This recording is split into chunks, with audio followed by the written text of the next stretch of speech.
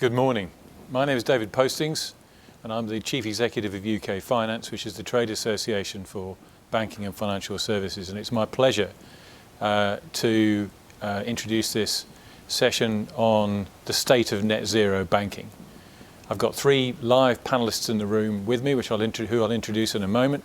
But first, I'd like to introduce Toshiyuki Miyoshi, Deputy Commissioner for International Affairs at the Financial Services Agency in Japan, who will be joining us from Japan.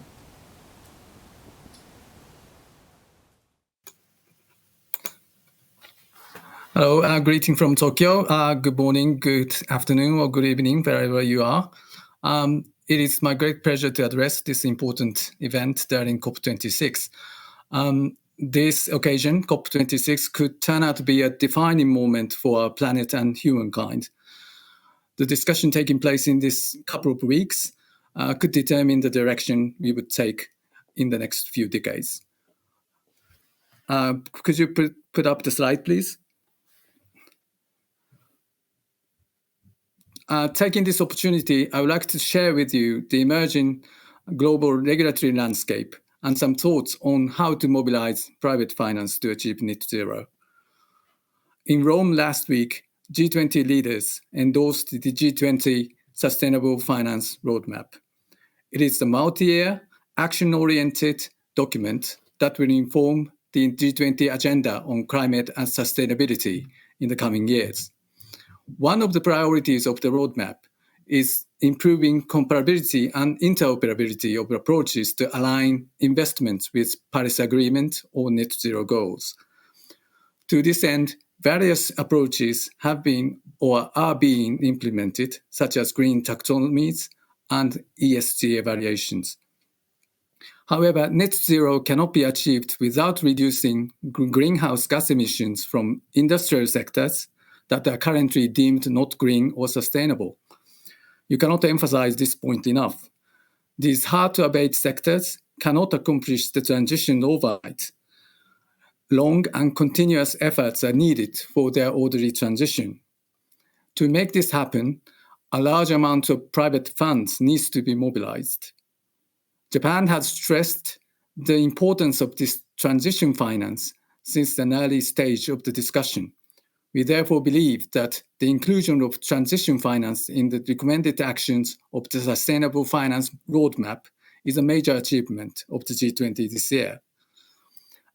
As you see in this slide, the roadmap specified 5 focus areas, of which focus areas 1 and 5 include transition finance. In particular, Action 18 of the roadmap refers to the G20's future work on transition finance, which is developing high-level principles for a credible and consistent framework for financing a climate transition. Thus, the importance of transition finance has been recognized by G20 leaders. But the discussion on approaches for transition finance are still at an early stage. There are a number of issues that need to be considered. Above all, envisioning transition pathways within a long time frame is challenging. The destination is clear, net zero by 2050, at least for Japan. However, determining how to get there is a huge task. Let me raise 3 key points. First, transition pathways will be diverse depending on the circumstances of a region, sector, or individual company is in. Second, the pathways must be dynamic to respond to the circumstances that evolve over time, including due to the emergence of new technologies. Third, pathways need to be credible from market participants' standpoints. To mobilize private finance, transition pathways could be supported by robust frameworks or approaches that would evaluate whether they are indeed credible. But given the key points just mentioned, it seems clear that there is no one-size-fits-all solution. What matters is to enhance the comparability and interoperability among different approaches to aligning private investment with climate goals. In parallel with regulators' efforts to put in place a robust framework, private sector initiatives are expected to play a significant role in mobilizing private funds for transition. In this regard, expectations are high on the Net Zero Banking Alliance, as banks could play a key role in not only properly managing climate-related risks on their own balance sheets, but also supporting clients in their efforts towards net zero. I expect the Alliance to lead the global industry discussions on this issue. In the upcoming panel discussion, I look forward to hearing about the challenges facing the banking sector in mobilizing sustainable finance. I will stop here. Thank you. Thank you, Toshiyuki. That was great. I'd like to introduce the panel now, if I may. We have Constance Chalchat, who is the Head of Company Engagement at BNP Paribas and Global Markets Chief Sustainability Officer. We've got James Brougham, is a Senior Economist with Make UK's Policy and Engagement Division. And Elsa, to my right, is Global Head of Sustainability and ESG for Barclays. Before I ask the panel some questions, I just wanted to make the point that today UK Finance has launched an online publication, COP26 and Beyond. And we're really proud that 40 of our members have signed up to NZBA out of the 90 worldwide. I think that just shows the impact it can have. We'll start with a question, perhaps for you, Elsa, first of all, and then maybe bring in Constance. As representatives of NZBA signatories, how would you describe the current state of play of your NZBA commitment statement, and what, in your opinion, needs to happen next? Thanks, David. It's great to be here today and really delighted to have my colleagues so we can hopefully have a great conversation about this. So in 2020, Barclays set an ambition to be net zero, and we set a really firm commitment to align our entire portfolio to the goals of the Paris Agreement. So we had already put in place the really fundamental principles that align with the NZBA. And very importantly, we had set our first set of targets. We had committed to a 15% reduction in absolute emissions in our energy portfolio and a 30% reduction in emissions intensity in our power portfolio. Now, this is, of course, a really important foundational piece for Barclays. It was really important that we take a step forward and take action before this consortium was fully in place. But I think it can't be undersaid how critical it is that we now have the Net Zero Banking Alliance in position, the opportunity for the banking sector to work together. And I think really importantly, this is underpinned by a couple of principles. First of all, the timeframes that are outlined by the principles themselves say that we have 18 months to set our first set of most material targets by 2030.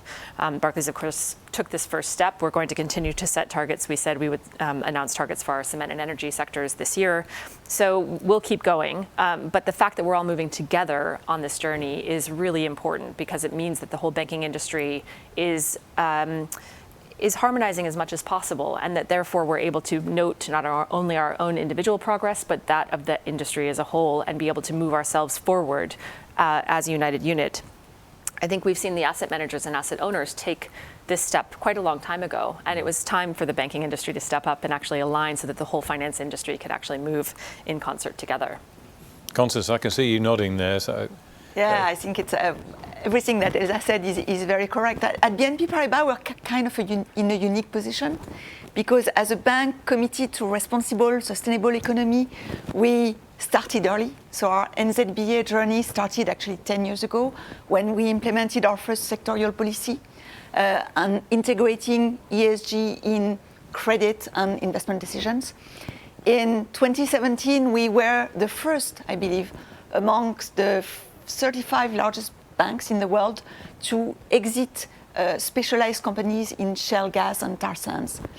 And in 2019, we've been deliberately, very proactively implementing and strengthening our thermal coal policy. So as you can see, NZBA and being a founding member of NZBA was just another natural step, but it wasn't the beginning of a story. Of course, we take it very seriously, the way we've been doing this very seriously in the past years, and we already decided to implement a first interim milestone, 2025, minus 10% on our credit portfolio on the oil and gas production and exploration sector. And we are reviewing and doing it sector by sector, line by line. I think what's very important for us is to make sure that we do this together with other banks, but we do it in a way which is close to our clients and in hand with our clients. We are not there to sanction. We're there to support the economy, support our client. We have to be united doing this together in concert. And so we'd rather take our time to make sure that the decision made are decisions that support as much as possible our clients, taking into account what our Japanese colleague said about we have differences across sectors, across region. So taking into account all of these and ensuring a just transition, if you will. Well, we'll come back to the just transition in a moment or two because it's dear to my heart. I'd like to bring in James now, just from a client perspective, from the manufacturing sector. How do you see it? Well, what manufacturers need is they stand very ready to commit resources into the net zero ambitions. And indeed, 98% of the industry are well aware of the target, the net zero target. And furthermore, a further 77% intend to set net zero targets within 12 months. However, only 1 in 5 are currently right now in a position to do this. Right. And what this reveals is a gap. So the intention and sentiment is very strong within industry. But they're not quite sure where exactly that's best realized, where that investment and where that resource is best placed. And that's where they need the confidence from government and from institutions, where that resource is best placed so that we can realize the ambition of the 2050 net zero target. How do you like to come back on that to sort of reassure James that you've got him in mind? Because I want to come on to just transition in a minute. Yeah. I think, if I may, I think that is it's really important to talk about that very deliberately because I think Constance and I both have portfolios that are representative of a broad swath of clients. We're working with everyone from the Fortune and FTSE 100s all the way down to, individuals certainly in our mortgage portfolio, but a huge number of small and medium-sized enterprises who I think understand, as you said, the need for adjustment or transition in their own business models, but don't always have the resources and the financing needed to make that happen. And so we are really mindful of that and want to actually play an active role and understand that there's going to be different needs and services we need to provide as a bank all along that value chain to make sure that it's fit for purpose. Great, thanks. So in terms of the just an orderly transition, which is something that sounds a little bit glib. Very often when we're talking about climate, it's always large corporates or big manufacturers or industrials. But I'd like to use a personal anecdote, if you don't mind, just to try and bring the transition to life. I spent some time recently with a friend in Sheffield who is a single parent with a pretty low income, just bought their house off the local authority for £44,000. So you can see a very small capital value, drives a 10-year-old car. Understanding how that person can move to air source heating, triple glazing, better insulation, and an electric vehicle charged on the road when there's no parking available, brings to me home how difficult this transition will be. And if it isn't just an orderly, the damage it could do to communities and particularly to small businesses. So can each of you give me a bit of response to that and your view about how, well, maybe start with you, Elsa, as to how you see that. Yeah, I think we always run the risk of throwing this terminology around and forgetting what it actually means in practice. We have to balance the objectives of making sure that we are advancing decarbonization at scale in a massive way because we have so much to do in such a short period of time. And yet if we leave behind the human beings for whom this whole, our whole economy is necessarily moving and the livelihoods that they depend on. And as you said, there's certain sectors that we have to decarbonize as an industry or as a society that really are going to have huge impact on individual humans. And so how do we make sure that we're moving this together at pace? Again, this full value chain that's necessary to take into account. And so when we think about what a just transition actually means, it's about caring for individual humans, individual communities all across the UK and globally, of course. And and making sure that they have the tools that they need. And I'd say that we can't go further in this conversation without talking about the fact that we, of course, have to have policy brought in to enable the environment for all of us to work in the way that we need to. Banks absolutely have a role to play in this, a really important one. And I think that the creation of the NZBA indicates that a lot of us are really willing to step up to the plate. But if we don't have the regulatory and policy action to create an enabling environment to care for individuals, to care for small and medium enterprises, to make sure that we can provide the right services in the right context, then we're never going to be able to get there. And so that's what this really looks like in practice, is showing up for communities in a sincere way, and then also making sure we can scale this at pace in the way that we really most need to. I think the point you made about regulation is really important though, because there's a danger that everything's done at portfolio level, and the individual customer, whether that's an SME or a person, can get lost in that.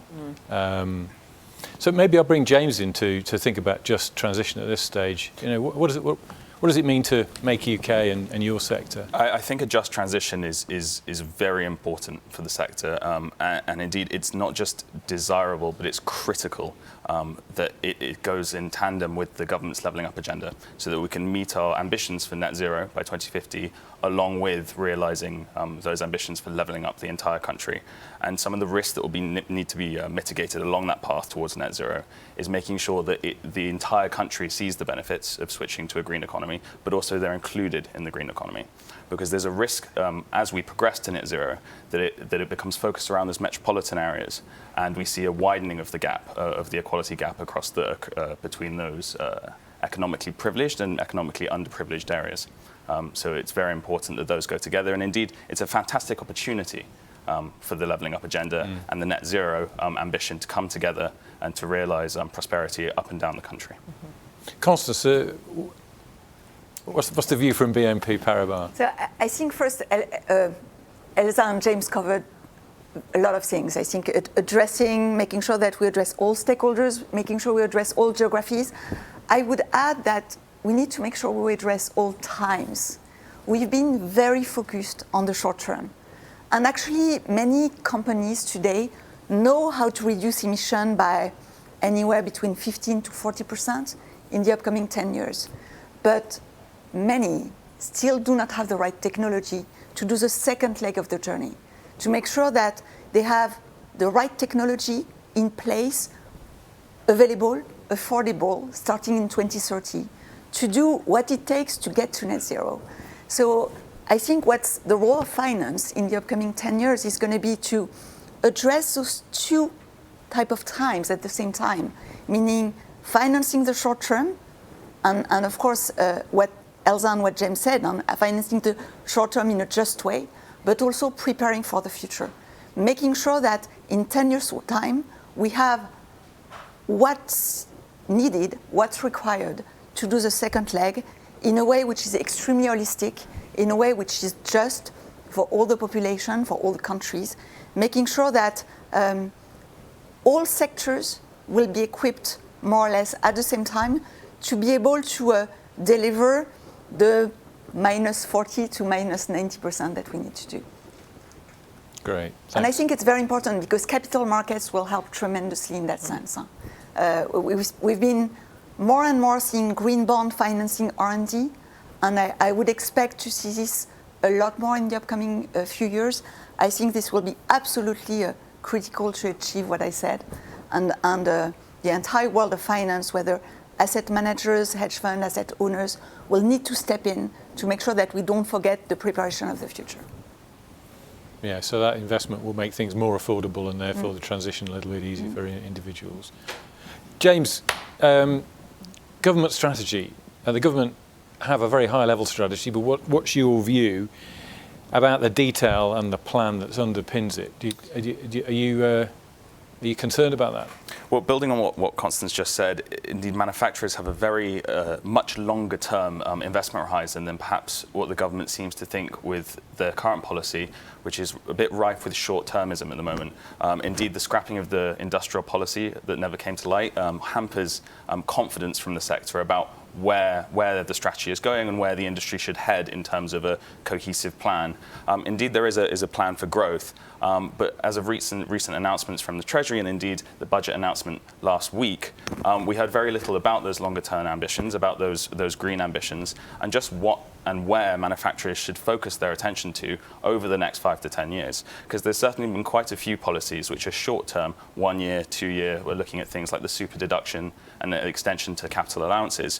But that really doesn't change the game for those manufacturers that are looking on a 5 to 10 year view, particularly when we're trying to achieve these net zero ambitions, and those sorts of investment cycles are much longer than 1 and 2 years. And when we talk to the manufacturing community, we hear that when these policies come forward, which are only running for a year, many won't really take advantage of them, and if they do, it'll be on very small scale projects, and it won't be that transformative investment that needs to occur that manufacturers want to deliver, but they need the confidence from government, they need the confidence from the institutions that this will be a committed strategy going forwards over the coming decade, as opposed to something that they might go into and find that the rug is pulled away only a couple of years later.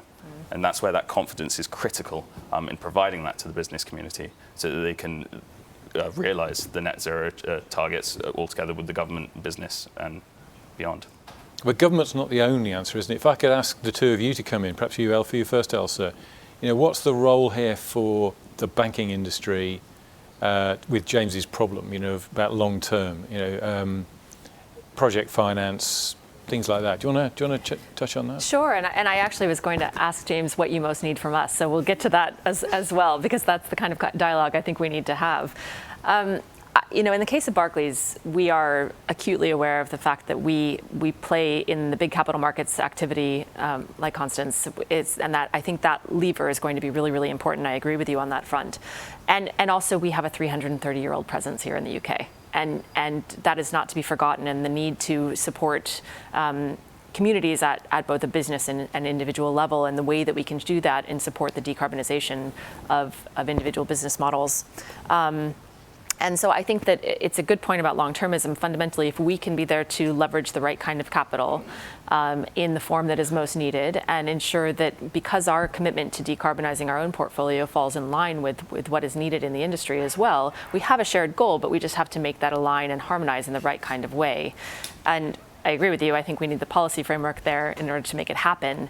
But I would lean into the idea that, as you said earlier, this is as much an opportunity as it is, I think we've all embraced the sincere risk that climate change poses to the financial industry in our case, I think to the sort of very nature of the economy going forward.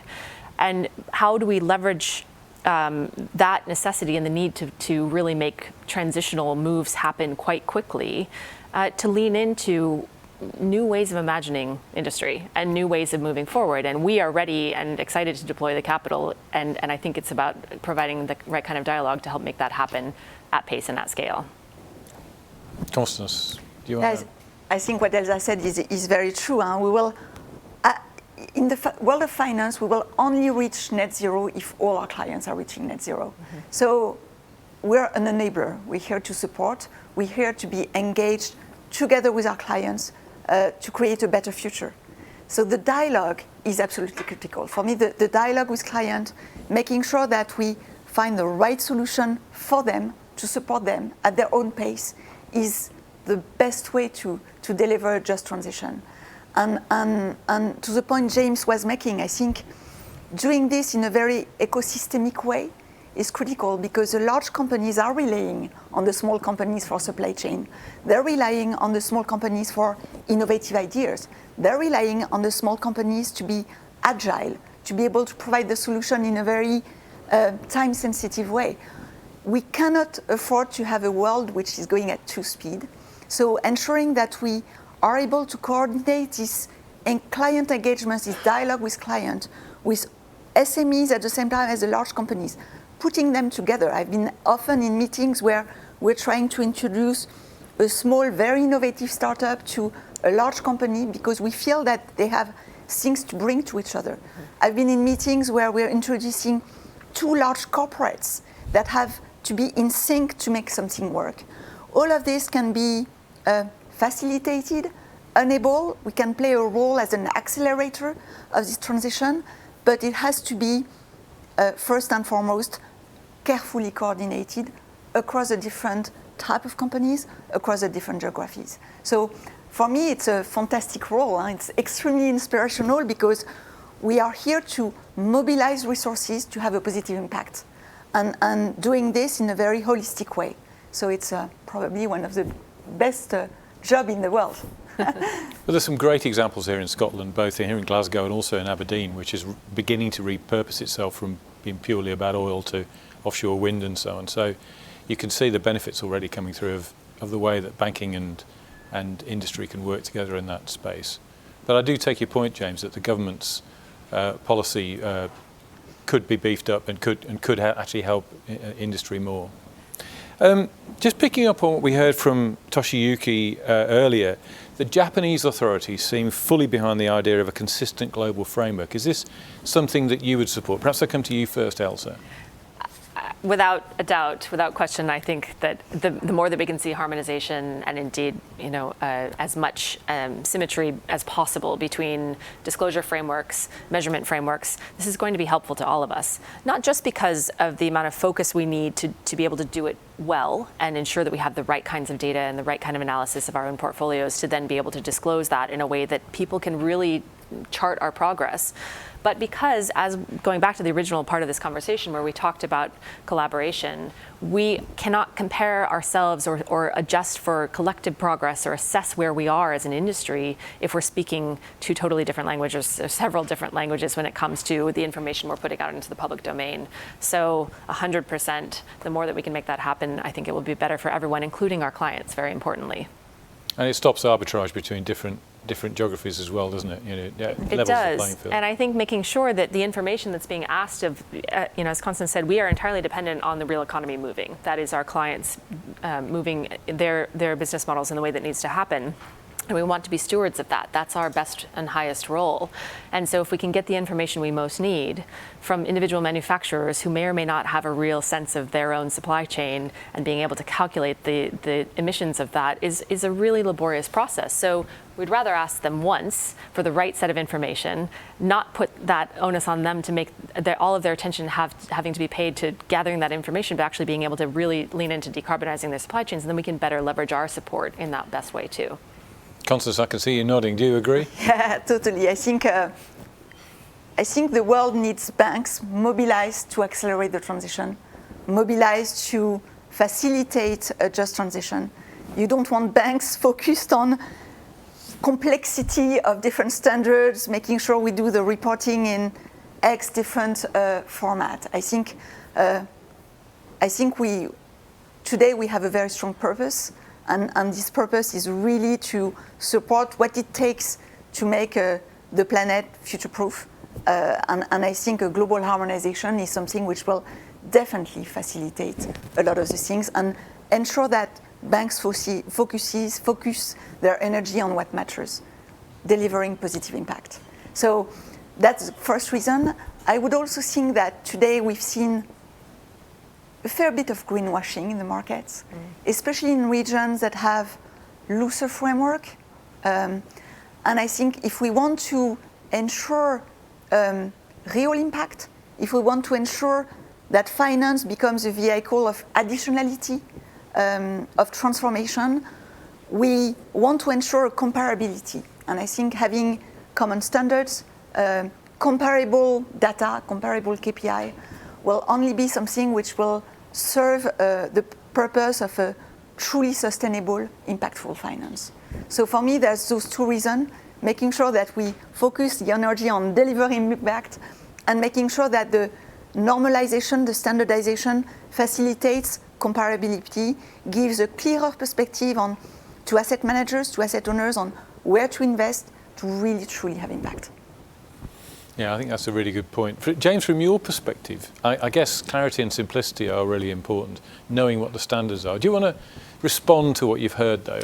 Sure. I think only good in terms of confidence can come from globally aligned frameworks, and indeed they provide that confidence. Well, it's not just here and there; it's everywhere. So the likelihood of that being applicable in a given domestic region is going to be applicable elsewhere, which only bolsters confidence. The other benefit is following that is those innovations that you develop, whether it's in technology, whether it's in process, they're going to become more exportable. So those technological innovations, those green innovations, have a wider export market now because they're going to meet those regulations that might have now been aligned abroad.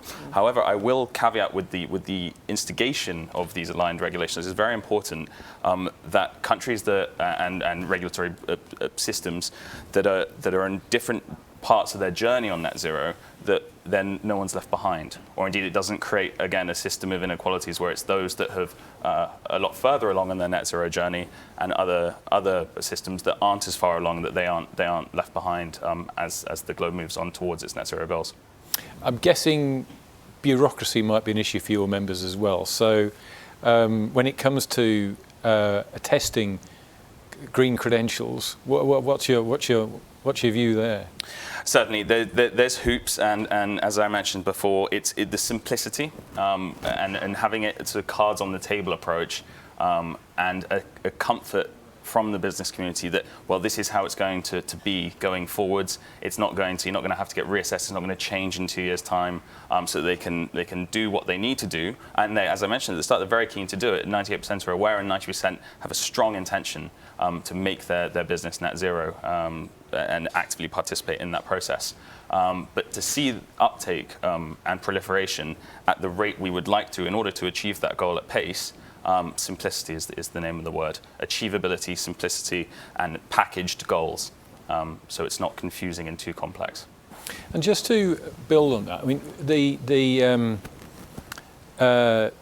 recent issue with cladding, which some of you might be familiar with, is a case where new standards were put in place because of an issue that had arisen, a terrible issue that had arisen. But what it's meant is that there are a group of people for whom the new standards can't be met quickly, and it's impacted the value of their properties and their ability to mortgage and so on. My concern about the green transition is we could have similar thing happen with businesses and with people. What's your view about pace? We want to move quickly. Every business, every individual wants to move quickly, but pace versus certainty and clarity of standards. Do you want to pick up on that, Elsa? Sure. I think a few things come together here. This does go back to this concept of a just transition and an orderly transition, if we're looking at both of them in tandem, and they do have to go together. I think for the bottom to fall out of the financial industry will be good for no one. We've seen that happen, obviously, in the past, and so the concept of an orderly transition is incredibly important, and we need to be stewards of that as much as the real economy needs to come together along with regulators and policymakers. But I think, it is going to be repeated many, many times these 2 weeks, and it is always worth repeating one more time, that the people who have been most impacted by climate to date and will continue to be so are also the poorest and most disenfranchised on the planet. And that shows up here in the UK, that shows up in any country you're talking about, not to mention the global south, of course, which is a really important point to make. And so when you think about the coming together of this need to make sure that we're not introducing new problems while we solve others. There's no doubt this is an incredibly complex system, and in many ways we're trying to sort of fly the aircraft, build the aircraft while in flight, which needs to be decarbonized at the same time, of course. And so I think it's a matter of all of this is why the cooperation and coordination needs to happen in such an incredible way, because if we can't be sharing data and sharing methodologies in a way that we can get better and better at this every moment of the day, we have to be iterating on our own systems and our own practices to make sure that we're actually getting this accurately done and can make progress in the near term, because then we can have that feedback go back into the market and make sure that we're making adjustments along the way so that it doesn't end up having unforeseen, really negative consequences for some in the economy. Do you want to build on that? Yeah, I think, we have an immense challenge. We need to deliver transformative change while enabling people to continue working, caring for themselves, eating their home, moving around. And the good thing, as Elsa was saying, is we are in commercial banks that have a retail presence in many local countries. So we have the solutions to facilitate, to enable this transformative change with a dialogue with our clients, but the solution, the financial solution exists. Same thing for the poorest regions and geographies. Blended finance exists. There is lots of very interesting solutions with state agencies, guarantees that can be put together to facilitate change in those countries. So I think the goal for us in capital markets is going to be to make sure that we are able to assemble solutions that are attractive for asset managers. It's a matter of assembling solutions where you have investment-grade investments that address the need for security, return, but that are blended with things that deliver truly some impact socially, some impact technologically, some impact when it comes to different geographies. And I do believe today it's a matter of being very innovative throughout our banks and assembling the solution that are blending different purposes with different type of return horizon. We've got time for one more question, and I think what I'm going to ask is, how do we stop the E in ESG being separated from the S and the G? Maybe I'll start with you, Constance, on that one. Well, for me, if you deliver on the E but you don't deliver on the S, we are in for massive instability globally. So E and S are two legs of a story. They need to be tackled harmoniously, holistically. The G is probably the topic most correlated to financial performance. It's absolutely critical. A company without the proper governance, without a diverse governance, doesn't deliver. And when we look at our portfolio, when our clients look at their portfolio, the indicator most correlated to financial performance is diversity on the boards. So we have a three-legged approach. We need to tackle all those legs harmoniously. You won't deliver on the E and the S without the proper G. And I think it's a matter of ensuring that we don't forget one of the legs when we work all together. Elsa, you've got ESG in your title, I think, haven't you? So I do. Yes, I couldn't agree more. These are not segmented, siloed issues that I think it's easy to start thinking of it that way. But as we've been talking about all day already today, it's very much a matrixed set of issues. And fundamentally, I think, as Constance said, you have to have governance underpinning and overlying all of it, of course, to make sure that this is moving in the way that is most appropriate and has integrity behind it. But, again, going back to the idea of opportunity here, this is not the transition to a zero carbon economy is not just an opportunity for banks or the financial services sector at large. I think there's no doubt that we are all keen to be crowding in green capital, and the idea of creating new and better products and services is a real opportunity for us, and it's really, really exciting. And I think there's, as we've said many times before, there's a huge amount of capital ready to deploy, but it needs to be and can be, and I think really is an opportunity for the whole of the economy to move along. And the S part comes in not only to make sure that we're not forgetting about the most disenfranchised, but also turning the corner on the economy to make sure that people are finding new ways to have livelihoods in this next generation economy, building whole new industries and jobs for people who maybe would have been left behind otherwise. And that's really the sort of fundamental underpinning of a just transition, is bringing that opportunity set to every one of us. Thank you. And I'll wrap up by saying thank you very much, Constance, James, Elsa, and thank you for watching. Please look at our website, which is ukfinance.org.uk for the publication. And I hope you get a chance this afternoon to watch our broadcast from the Mansion House. Thank you very much.